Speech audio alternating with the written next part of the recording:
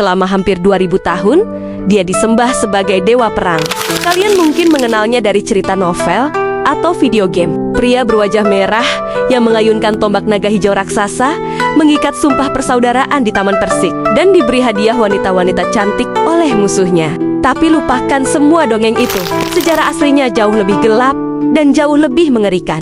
Di dunia nyata, senjata tombak naga hijau itu belum diciptakan. Tidak pernah ada sumpah Taman Persik, dan kesetiaannya tidak pernah goyah oleh harta atau wanita. Yang ada di catatan sejarah resmi hanyalah seorang petarung brutal yang memegang tombak besi lurus dan pedang. Seorang monster di medan perang yang benar-benar pernah memacu kudanya menembus ribuan pasukan musuh sendirian, hanya untuk memenggal kepala jenderal lawan dan membawanya pulang. Tapi pada akhirnya, bukan pedang musuh yang meruntuhkan sang dewa perang, melainkan sesuatu yang jauh lebih mematikan, kesombongannya sendiri.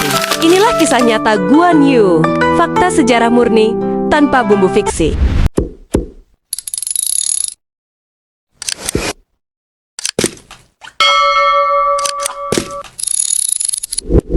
Buku sejarah resmi Sanggozi mencatat awal mula yang jauh dari kata heroik.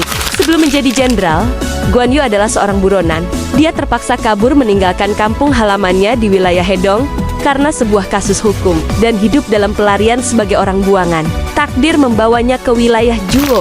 Di sanalah dia bertemu dengan dua orang yang mengubah hidupnya. Liu Bei, seorang penjual sepatu jerami yang miskin tapi punya ambisi gila, dan Zhang Fei, seorang petarung lokal. Di novel, mereka diceritakan minum arak dan bersumpah sehidup semati di Taman Persik yang indah. Kenyataannya jauh lebih keras dan brutal. Tidak ada sumpah sakral. Mereka hanyalah sekumpulan tentara bayaran yang tidak punya tanah, tidak punya uang, dan mencoba bertahan hidup di tengah runtuhnya dinasti Han. Sejarah mencatat bahwa kedekatan mereka sangat ekstrem. Liu Bei, Guan Yu, dan Zhang Fei tidur di atas satu ranjang yang sama, berbagi selimut di malam-malam musim dingin yang membekukan. Mereka memperlakukan satu sama lain layaknya saudara kandung. Di depan umum, saat Liu Bei sedang berkumpul dengan tokoh-tokoh penting, Guan Yu dan Zhang Fei akan berdiri tegap di belakangnya sebagai pengawal. Mereka berdiri berjam-jam seharian penuh, menahan lapar dan lelah tanpa pernah mengeluh.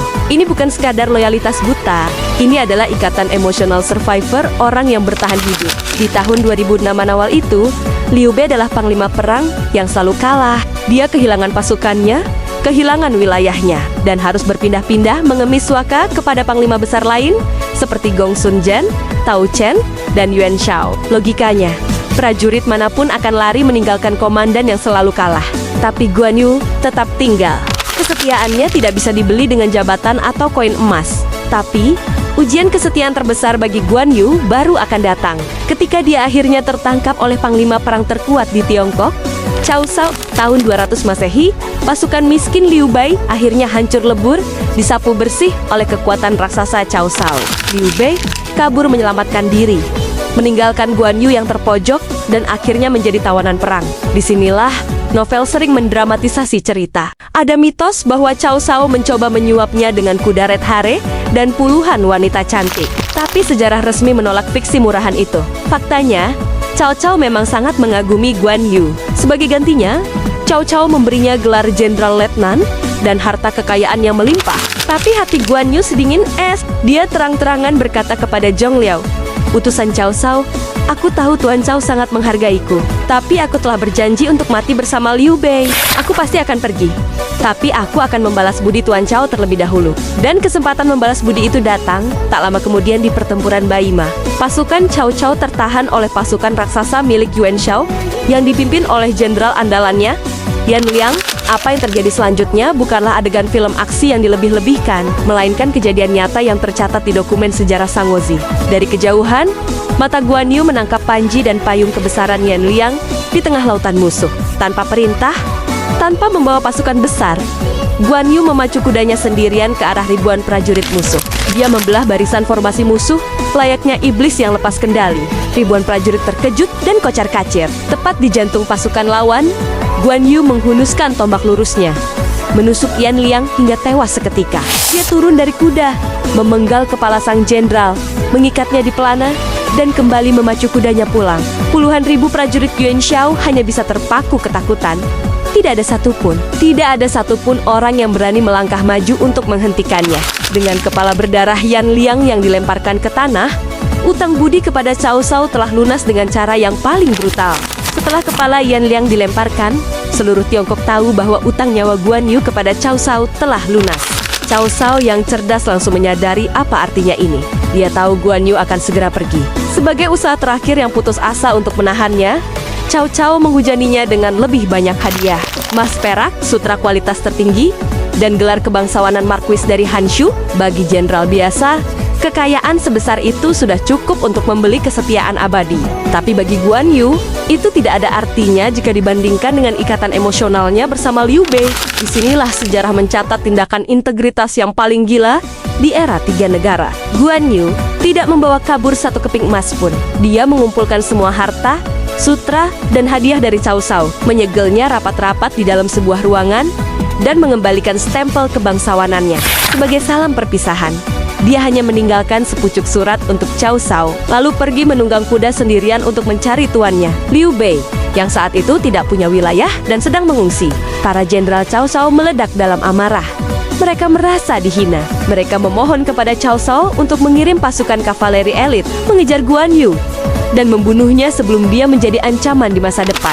Di novel fiksi, Guan Yu diceritakan harus membunuh 6 jenderal Cao Cao yang menghalanginya. Kenyataannya, tidak ada pertarungan sama sekali. Cao Cao, sang tiran yang ditakuti seluruh negeri, justru menunjukkan kelasnya sebagai seorang pemimpin sejati. Dia mengangkat tangannya, menghentikan jenderalnya yang sedang marah. Cao Cao berkata dengan tenang, "Masing-masing melayani tuannya sendiri. Biarkan dia pergi. Jangan kejar dia." Musuh yang paling kejam sekalipun terpaksa menundukkan kepala. Melihat kesetiaan mutlak sang dewa perang, Guan Yu pun kembali menjadi pengembara miskin di sisi Liu Bei. Namun namanya kini menggema sebagai legenda hidup yang tak bisa dibeli oleh dunia. Bertahun-tahun berlalu, Liu Bei akhirnya berhasil mendirikan negaranya sendiri dan menjadi Raja Hanzhong. Sebagai jenderal nomor 1, Guan Yu diberi tanggung jawab paling vital, menjaga provinsi Jinzhou, wilayah paling strategis di seluruh Tiongkok. Di medan perang, Guan Yu tidak tertandingi. Tapi sebagai seorang pemimpin politik, sejarah mencatat bahwa dia memiliki satu kelemahan fatal, kesombongan yang luar biasa. Buku sejarah mendeskripsikan Guan Yu sebagai sosok yang sangat arogan dan suka meremehkan orang lain, terutama kaum sarjana dan diplomat. Dan kesombongan inilah yang kelak menjadi bom waktu. Suatu hari, Sun Quan, penguasa wilayah Wu yang merupakan sekutu mereka, mengirim utusan resmi. Sun Quan ingin melamar putri Guan Yu untuk dinikahkan dengan putranya, demi memperkuat aliansi kedua negara. Secara diplomasi, ini adalah tawaran yang sangat menguntungkan. Tapi Guan Yu meresponsnya dengan cara yang menghancurkan segalanya. Ia menolak mentah-mentah lamaran tersebut. Lebih parahnya lagi, catatan sejarah menyebutkan bahwa ia secara terbuka menghina sang utusan dan merendahkan martabat Sun Quan. Ia menyamakan keluarga penguasa Wu itu dengan hewan rendahan yang sama sekali tidak pantas bersanding dengan keturunannya yang ia anggap jauh lebih mulia. Aliansi pun retak seketika. Sun Quan menyimpan dendam kesumat yang mendalam. Ironisnya, sikap arogan Guan Yu tidak hanya ditujukan pada aliansinya, tapi juga pada anak buahnya sendiri. Dua perwiranya yang bertugas menjaga kota, Mi Fang dan Shi Ren, seringkali dihina dan diancam akan dihukum berat hanya karena masalah keterlambatan logistik. Puncak tragedi ini terjadi pada tahun 219 Masehi, saat Guan Yu sedang memimpin seluruh pasukannya ke utara untuk menyerang wilayah Cao Cao. Ia meninggalkan pertahanan Jinzhou di tangan dua bawahan yang diam-diam sangat membencinya itu. Jenderal jenius dari Wu, Lu Meng, melihat celah fatal ini. Dalam operasi penyusupan malam yang sangat brilian, pasukan elit Wu menyamar sebagai pedagang dan menyeberangi sungai tanpa terdeteksi. Hasilnya, Mi Fang dan Shi Ren yang sudah muak dan ketakutan akan ancaman Guan Yu langsung berkhianat. Mereka membuka gerbang kota Jinzhou dan menyerah tanpa perlawanan sama sekali. Saat Guan Yu sedang merayakan kemenangan militernya di garis depan, ia mendapat kabar bahwa rumahnya, keluarganya, dan seluruh basis logistiknya telah jatuh ke tangan musuh tanpa ada satupun pedang yang diayunkan. Sang dewa perang kini telah dikepung dari segala arah. Ia terjebak oleh egonya sendiri. Kabar jatuhnya provinsi Jinzhou menyebar dengan cepat ke garis depan, menghantam mental pasukan Guan Yu layaknya palu godam. Jenderal musuh, Lu Meng, melakukan taktik perang psikologis yang sangat brilian. Alih-alih menyiksa keluarga prajurit Guan Yu yang tertawan di kota, Lu Meng justru merawat dan memberi mereka makan dengan sangat baik. Ketika para prajurit Guan Yu mengetahui bahwa keluarga mereka aman di tangan musuh, semangat tempur mereka hancur berkeping-keping, loyalitas mereka runtuh. Di tengah malam yang dingin, ribuan prajurit melakukan desersi, membuang senjata mereka, dan diam-diam melarikan diri untuk kembali ke keluarga masing-masing. Sang jenderal perkasa yang pernah menembus puluhan ribu pasukan musuh sendirian itu, kini hanya ditinggalkan bersama segelintir pengikut setianya, tanpa jalur logistik dan tanpa bala bantuan dari Liu Bei. Guan Yu yang terisolasi terpaksa mundur dan bertahan di sebuah kota kecil bernama Maicheng atau Kota Mai. Situasinya benar-benar tanpa harapan. Dalam upaya pelarian terakhir yang putus asa untuk menembus kepungan musuh, Guan Yu bersama putra tertuanya, Guan Ping, berkuda menembus malam. Namun, musuh sudah memprediksi jalur pelarian tersebut. Catatan sejarah Sangozi mendokumentasikan akhir yang singkat dan tragis. Tidak ada duel epik berhari-hari, tidak ada fenomena alam gaib seperti di novel. Rombongan kecil itu masuk ke dalam jebakan penyergapan yang dipimpin oleh Jenderal Wu, Panjong dan Majong. Guan Yu dan putranya tertangkap. Tak lama kemudian, atas perintah langsung dari Sun Quan yang masih menyimpan dendam atas hinaan di masa lalu, sang dewa perang dan putranya dieksekusi tanpa ampun.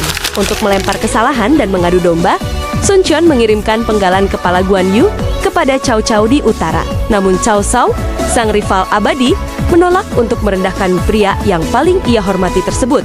Ia justru mengukir tubuh dari kayu harum untuk disambungkan dengan kepala Guan Yu, lalu memakamkannya dengan upacara kebesaran militer tingkat tertinggi layaknya seorang raja. Kematian Guan Yu adalah gempa bumi bagi era tiga negara. Tragedi ini memicu rantai balas dendam berdarah yang kelak akan menghancurkan fondasi negara yang susah payah dibangun oleh Liu Bei, sebuah akhir yang membuktikan bahwa di medan perang yang kejam, pedang paling tajam pun bisa berkarat oleh kesombongan.